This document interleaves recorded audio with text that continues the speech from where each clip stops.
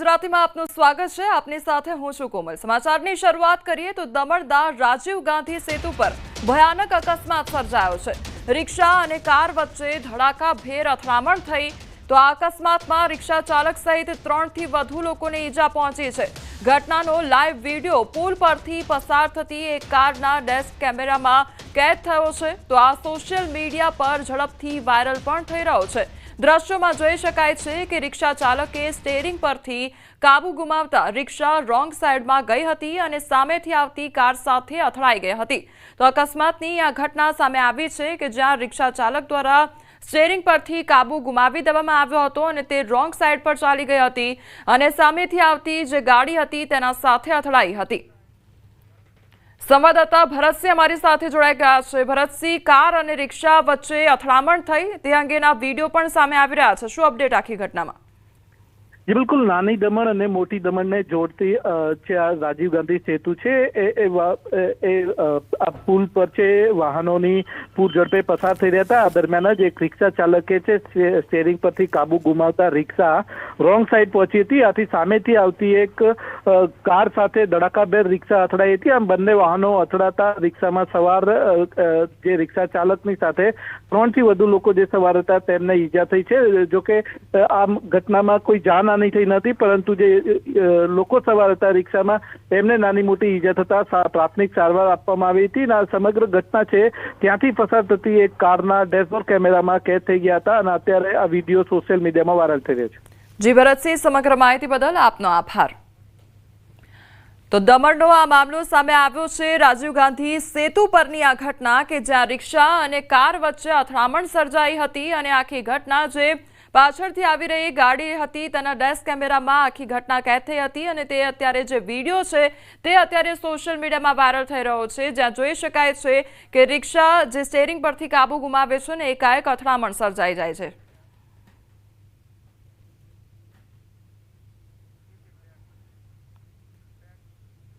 મહારાષ્ટ્રના સોલાપુરમાં અકસ્માતમાં 4ના મોત નીપજ્યા હોવાનો મામલો સામે આવ્યો છે। જ્યારે બે કાર વચ્ચે જોરદાર ટક્કર થઈ તો મુંબઈ હૈદરાબાદ હાઈવે પર ગમખ્વાર અકસ્માત સર્જાયો છે।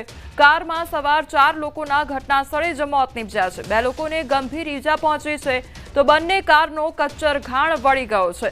તો અકસ્માત સર્જાયો હોવાની ઘટના સામે આવી છે, જેમાં કારમાં સવાર જે 4 લોકો હતા તેમના ઘટના સ્થળે જ મોત નીપજ્યા છે, જ્યારે 2 લોકો ગંભીર રીતે ઘાયલ થયા છે। તો 2 કાર વચ્ચે અકસ્માત સર્જાયો હતો તેમાં કારનો કચ્ચર ઘાણ વળી ગયો છે।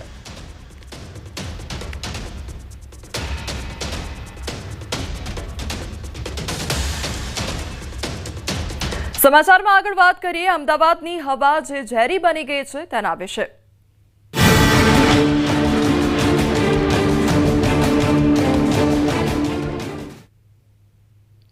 દિવાળીનો પર્વ પ્રદૂષણ મુક્ત બન્યો અને પ્રદૂષણ યુક્ત બન્યો હોય તે પ્રકારના દ્રશ્યો જોવા મળ્યા છે। દિવાળીના પર્વ પર શહેરની હવા ઝેરી બની ગઈ છે। શ્વાસ હૃદયના દર્દીઓ માટે અતિ જોખમી હવા સાબિત થઈ રહી છે। શહેરના અનેક વિસ્તારોમાં હવા ખરાબ બનતી જઈ રહી છે। દિવાળીમાં ફટાકડા ફોડવાના કારણે અમદાવાદની હવા ઝેરી બની ગઈ છે।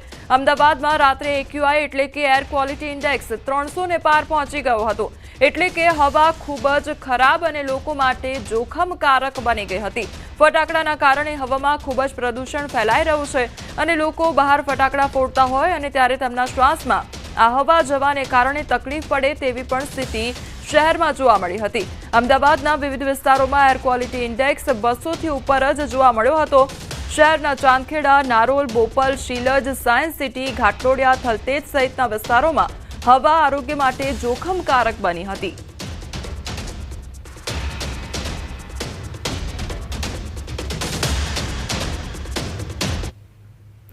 અમદાવાદીઓ હવે સાવધાન થઈ જજો। શહેરની હવા હવે ઝેરી બની ગઈ છે। અમદાવાદ શહેરમાં એર ક્વોલિટી ઇન્ડેક્સ હવે 200 ને પાર પહોંચ્યો છે તો અમદાવાદ પ્રદૂષણમાં વધતા હવે ધુમ્મસભર્યું વાતાવરણ જોવા મળી રહ્યું છે। કરોડોના ખર્ચે શહેરમાં LED મૂકવામાં આવી છે। તો શહેરમાં એર ક્વોલિટી ઇન્ડેક્સ જોવા માટે LED મૂકવામાં આવી હતી, જેમાં તાપમાન અને એર ક્વોલિટી ઇન્ડેક્સ સહિતની માહિતી ડિસ્પ્લે થાય છે, પરંતુ એર ક્વોલિટી મોનિટરિંગ સિસ્ટમ પર ધૂળ ચડી ગઈ છે. કોર્પોરેશન મોટા ઉપાડે સારી સુવિધા તો ઊભી કરે છે, પરંતુ તેને યોગ્ય જાળવણી ન કરવાના કારણે તે ધૂળ ખાતી જોવા મળતી હોય છે.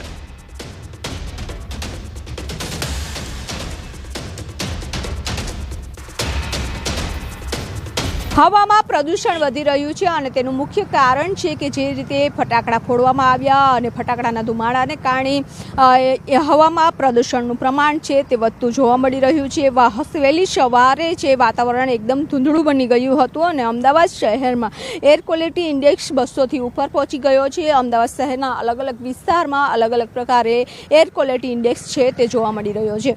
અમદાવાદ શહેરમાં અમદાવાદ મ્યુનિસિપલ કોર્પોરેશન હવામાન વિભાગ દ્વારા એક સફર એપ શરૂ કરવામાં આવી હતી અને અમદાવાદ શહેરના અલગ અલગ જે વિસ્તારો છે ત્યાં એક LED રાખવામાં આવી હતી અને આ LEDના કારણે લોકો છે તે એર ક્વોલિટી ઇન્ડેક્સ અમદાવાદ શહેરમાં કેવો છે, કેટલું તેનું પ્રમાણ છે એર ક્વોલિટી ઇન્ડેક્સનું તે જોઈ શકતા હતા. સાથે તાપમાન કેટલું છે, હવાની વરસાદની આગાહી છે કે નહીં, તે તમામ વસ્તુ છે તે આ જે LED રાખવામાં આવી છે તેમાં બતાવવામાં આવતું હતું અને લોકો હવામાન શહેરનું કેવું છે કે આ વિસ્તારમાં પ્રદૂષણ કેટલું પ્રમાણે છે તે જોઈ શકતા હતા. પરંતુ આ હવે પ્રોજેક્ટ છે આખો ધૂળ ખાઈ રહ્યો છે અને તેના ઉપર જ એર ક્વોલિટી ઇન્ડેક્સનું પ્રદૂષણ છે તે ચડી ગયું હોય તેવા દ્રશ્યો છે તે અમદાવાદ શહેરમાં જોવા મળી રહ્યા છે. જો કે આજે અમદાવાદ શહેરમાં પ્રદૂષિત હવા જોવા મળી રહી છે, પરંતુ અમદાવાદ શહેરવાસીઓને આને કારણે જાણ નથી થતી, કારણ કે અમદાવાદ શહેરના અલગ અલગ વિસ્તારમાં આ પ્રોજેક્ટ છે તે શરૂ કરવામાં આવ્યો હતો અને અમદાવાદ શહેરના અલગ અલગ વિસ્તારમાં LED મૂકવામાં આવી હતી. સતત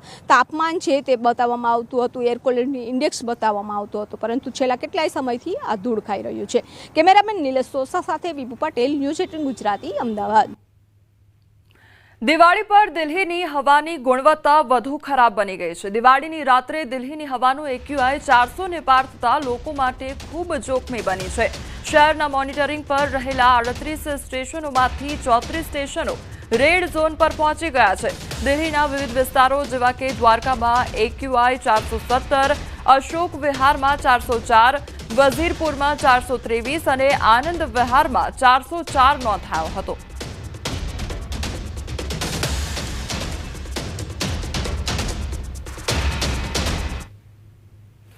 દિવાળીના પર્વ પર ઇમરજન્સી કોલમાં વધારો થયો છે. ગઈકાલે રાત્રે 5389 કોલ રિસીવ થયા હતા, તો સામાન્ય દિવસ કરતાં 565 વધુ કોલ્સ આવ્યા હતા. રાજ્યભરમાંથી દાઝી જવાના 56 કોલ્સ મળ્યા હતા. તો રોડ અકસ્માતની વાત કરવામાં આવે તો રોડ અકસ્માતના સૌથી વધુ 916 કોલ્સ મળી આવ્યા હતા. તો તબીબોના મતે ફટાકડા ફોડતા વખતે સાવધાની રાખવી તે પ્રકારની લોકોને અપીલ પણ કરવામાં આવી છે. ઘણી વખત ઘણા લોકો પાણી નાખવાથી હિચકિચાતા હોય છે, તો જ્યારે પણ કોઈને પણ આગ લાગે તો સૌથી પહેલાં પાણીનો છંટકાવ એની ઉપર કરી દેવો જોઈએ. કદાચ એના કારણે અમુકવાર ફોડલા પડે ને એવું થાય, પણ અંદરની ગહેરી ઈજાઓ એનાથી આપણે રોકી શકીએ છીએ. જો તમે કોઈ કોરું કપડું કે કંતાન કે એવું નાખો તો અંદર ડીપ ઇન્જરી થવાની શક્યતા વધારે રહે છે, પણ જ્યારે પાણી નાખો છો તો એ ડીપ ઇન્જરી થવાની શક્યતા ઘટી જાય છે. ભાવનગર શહેરમાં દિવાળીની ઉજવણી દરમિયાન મતવા ચોક નજીક બે જૂથો વચ્ચે ફટાકડા ફોડવાની બાબતે વિવાદ ઉભો થયો. સામાન્ય બબાલ, મારામારી અને પથ્થરમારાની ઘટનામાં ફેરવાઈ ગઈ. ટોળાએ અલકા ટોકીઝ પાસે પથ્થરમારો કર્યો, જેને પગલે વિસ્તારમાં ભયનો માહોલ પણ સર્જાઈ ગયો હતો. ઘટનાની જાણ થતાં જ પોલીસના ધાડે ધાડા ઉતરી આવ્યા હતા. પોલીસ દ્વારા ચુસ્ત બંદોબસ્ત ગોઠવી સમગ્ર મામલો થાળે પાડવાનો પ્રયાસ હાથ ધરવામાં આવ્યો હતો.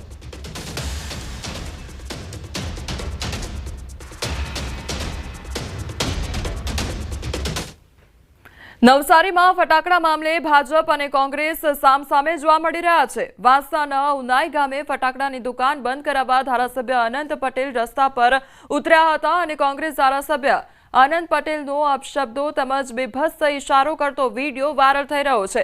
વાયરલ વિડીયો મામલે ભાજપે પ્રતિક્રિયા આપી છે. પ્રદેશ ભાજપના આદિજાતિ મોરચાના મહામંત્રી પિયુષ પટેલે કહ્યું છે કે દિવાળી સમયે સામાન્ય લોકોને ધંધા રોજગાર માટે મદદ કરવી જોઈએ, નહીં કે ધંધા બંધ કરાવવા જોઈએ. ધારાસભ્ય છો તો તમે તમારી ગ્રાન્ટમાંથી એક ફાયર ફાઇટર કેમ નથી લાવી આપતા? જ્યારે તમે જાહેર જનતા માટે વિચારો છો તો વાંસદાથી ઉનાઈ રોડ જે બિસ્માર હાલતમાં છે તે તમને કેમ નથી દેખાતો? જ્યારે સામાન્ય ઘરના લોકો રોજગારી માટે કોઈ ધંધો કરે છે ત્યારે તમારા જેવા ધારાસભ્ય કક્ષાના માણસે એવા લોકોને મદદ કરવી જોઈએ, નહીં કે એવા ધંધા બંધ કરવા જોઈએ. આજે તમારા કારણે નહીં માત્ર ઉનાઈ ગામમાં પણ આખા વાંસદા તાલુકામાં તમામ લોકો ધંધો નથી કરી શકતા. તો તેનું એકમાત્ર કારણ છે વાંસદાના ધારાસભ્ય. સુરતમાં ક્રાઇમ બ્રાન્ચનું નકલી પીએસઆઈ ઝડપાયો છે, ત્યારે આરોપી મુંબઈમાં સાયબર ક્રાઇમમાં બજાવતો હતો ફરજ. એપ્રિલમાં તેને સસ્પેન્ડ કરી દેવામાં આવ્યો હતો. પાલ પોલીસે નકલી ક્રાઇમ બ્રાન્ચના પીએસઆઈને ઝડપી પાડ્યો છે. આરોપી રણજીત કાસલેની મુંબઈથી ધરપકડ કરી છે. તો મહિલા પાસેથી રૂપિયા 2.5 લાખનો તોડ કર્યો હતો. મહિલા બેંકમાં લોન અપાવવાનું કામ કરે છે. તો મહિલાને तुम गलत काम कर रहे हो कहीने तोड़ કર્યો હતો. તો મહિલાને એન્કાઉન્ટર કરવાની પણ ધમકી આપવામાં આવી હતી અને હાલ સુરત પોલીસે આગળની તપાસ હાથ ધરી છે. અહીંયા કને સુરતમાં હું ક્રાઇમ બ્રાન્ચનો પીએસઆઈ છું એવી ઓળખ આપીને એક મહિલા પાસેથી 2.5 લાખ રૂપિયા લઈ લીધા છે અને 2.5 લાખ રૂપિયા લીધા બાદ તમે જો કોઈને કહેશો તો હું તમારું એન્કાઉન્ટર કરી નાખશું એવી ધમકી આપેલી છે.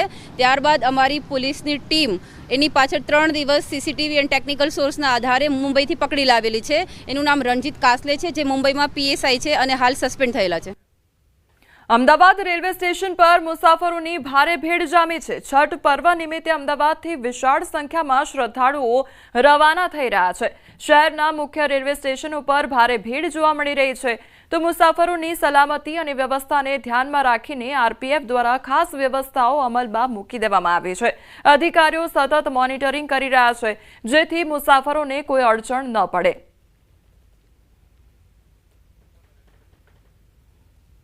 તો મુસાફરોને હાલાકી વેઠવાનો વારો આવી રહ્યો છે. બીજી તરફ છઠ પર્વને લઈને અત્યારે મુસાફરો પોતાને વતન જવા માટે રાહ જોઈ રહ્યા છે, ત્યારે રેલવે સ્ટેશનો પર મુસાફરોની લાંબી કતારો જોવા મળી રહી છે.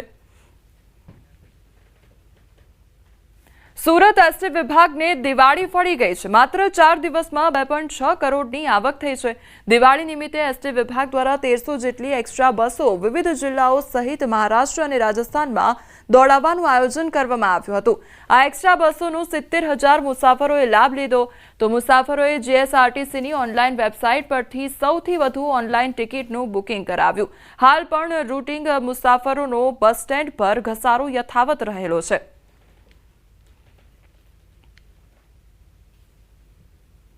સુરત વિભાગ દ્વારા એક્સ્ટ્રા બસોનું સંચાલન કરવામાં આવેલું હતું.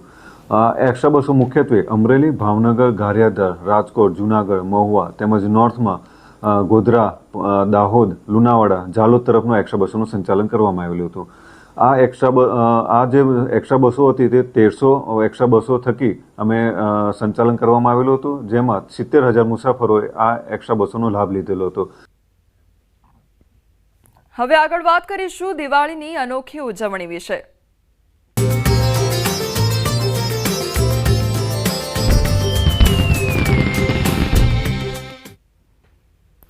દિવાળીનો પર્વ એટલે નવા કપડાં, મીઠાઈઓ, ફટાકડા અને હરવા ફરવાનો ઉત્સવ. પરંતુ હકીકતમાં આ પર્વ અનેક પરંપરા અને સંસ્કૃતિ સાથે જોડાયેલો છે. જી હા, આદિવાસી સમાજના લોકો આ પર્વની અનોખી રીતે ઉજવણી કરતા હોય છે. દાહોદ જિલ્લામાં વસવાટ કરતો આદિવાસી સમાજ શેરા અને ઝાપા પૂજન કરે છે અને દિવાળીના દિવસે આદિવાસી લોકોમાં એવી માનતા પણ છે કે દરેક ઘરના ઝાપાનું પૂજન કરવાથી પિતૃઓની આત્માને શાંતિ મળે છે. એટલું જ નહીં, ઝાપાની પૂજા વિધિ કર્યા પછી તમામ ઘરની આગળ નૈવેદ્ય પણ ધરાવવામાં આવે છે. આદિવાસી સમાજના લોકો હવનમાં 5 અથવા 7 નારિયેળની આહુતિ આપે છે. ખાસ કરીને એક નારિયેળ વર્ષ દરમિયાન ખાડામાં રાખવામાં આવે છે, જેનું સ્થાન આવતા વર્ષે બદલવામાં આવશે. દિવાળીના દિવસે આદિવાસી રીત રિવાજ મુજબ અમારે ધનતેરસ ઉજવ્યા પછી કાળી ચૌદસના દિવસે ઝાપા જે કરવાના હોય એ દિવસે અમારે ઘરમાં ગાયને નવડાવવામાં આવે. નવડાવ્યા પછી એમને સાંજે પૂજા કરી અને પછી ઘરમાં એમને વેડમાં લઈ જવામાં આવે અને રાત્રે 8 વાગ્યાથી ભેગા થઈ 12 વાગ્યા સુધી એનો સત્સંગ કરવામાં આવે દિવાળીના તહેવારના અનુસંધાન. પછી મારા વડાઓ જે કરી ગયા છે એમાં વતાડી ગયા તેની રીતે અમે ચાલી રહ્યા છે અને આ જે અમારે નિમિત્ત માણસ જેને આવે છે અમારા વડવાઓ, એ અમારે કોઈ બી તકલીફ હોય એને કે તારે યો કરવાથી યો મટી જાય એમ કે અમે તેનો વિશ્વાસ પેરસાલી રહ્યા છે અમારા વડવાનો. આદિવાસી સમાજ શીરા પૂજનનું પણ વિશેષ મહત્વ હોય છે. દિવાળી અને નવા વર્ષની શરૂઆત પહેલા કુટુંબના તમામ સભ્યો પૂર્વજોના આશીર્વાદ માટે એકત્ર થાય છે. શીરા પૂજનમાં પૂર્વજોને યાદમાં શીરા પર નામ લખીને પૂજા કરવામાં આવે છે. આ વિધિ દરમિયાન પરિવારના સભ્યો ઢોલ અને નગારા સાથે ઉજવણી કરે છે.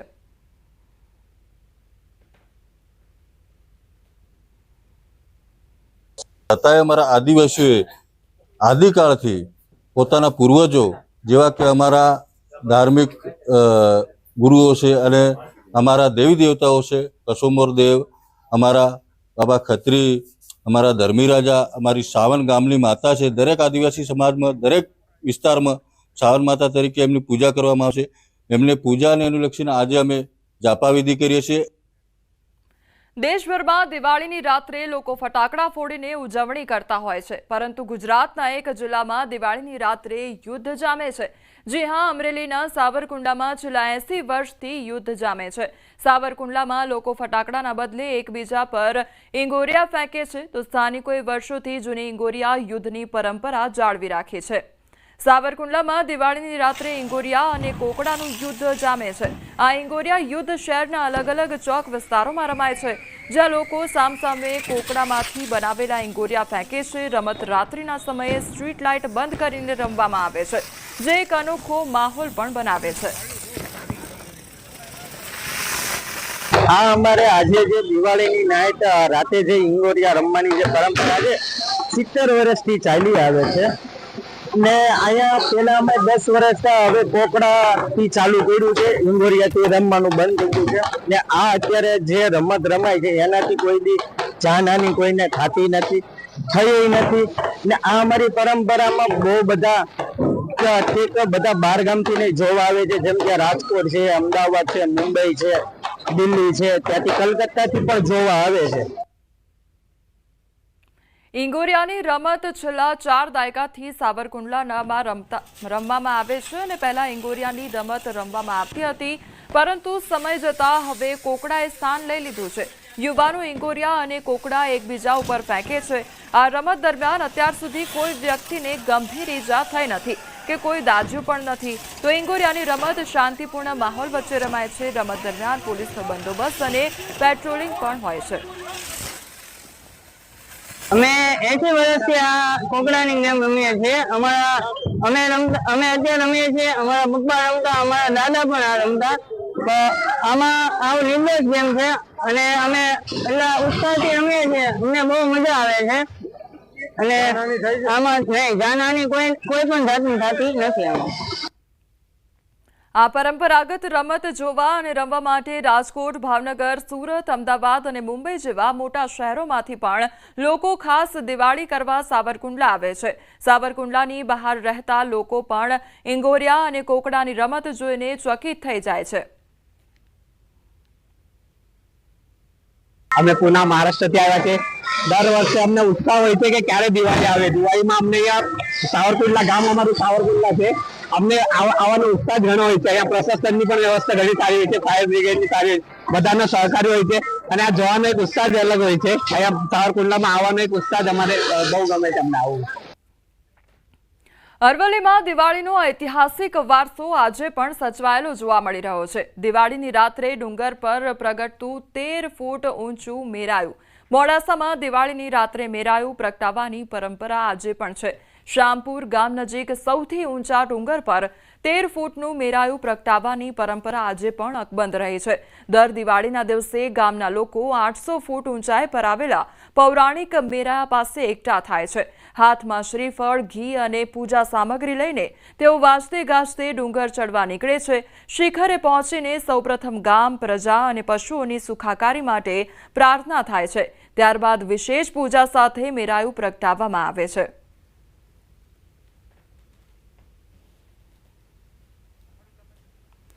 તો દિવાળીની રાત્રે આ મેરાયું પ્રગટાવવાની ખાસ પરંપરા રહેલી છે અને વિશેષ પૂજા પણ કરવામાં આવતી હોય છે. ગામના જે લોકો હોય છે તે ડુંગર પર જતા હોય છે અને ત્યારબાદ વિશેષ પૂજા અર્ચના કરવામાં આવતી હોય છે. તો મોડાસાના મેરાયું પ્રગટાવવાની આ પરંપરા અકબંધ જોવા મળી રહી છે. આ મેરાયું લગભગ 13 ફૂટ ઊંચું અને 7 ફૂટના ઘેરાવમાં છે. આ મેરાયાની ખાસિયત એ છે કે એમાં 30 કિલો ઘી એટલે આશરે 1.25 મણ ઘીનો દીવો થાય છે. અને આધુનિક યુગમાં જ્યારે આપણે બધા દેવ દિવાળી તેમજ દિવાળીના તહેવારોમાં મેરાયું શબ્દ ભૂલી ગયા છે, ત્યારે અમારા ગ્રામજનો તેમજ આજુબાજુના યુવાનો દ્વારા આ મેરાયાને પ્રગટાવવામાં આવે છે અને સતત 15 દિવસ અખંડ આ મેરાયું રાત દિવસ પ્રજ્વલિત રહે છે. આજુબાજુના લોકો આ મેરાયાના દર્શન કરી અને પોતાની દિવાળી ઉજવે છે. સમાચારોમાં આગળ વધીએ તે પહેલા રોકાઈશું એક બ્રેક માટે.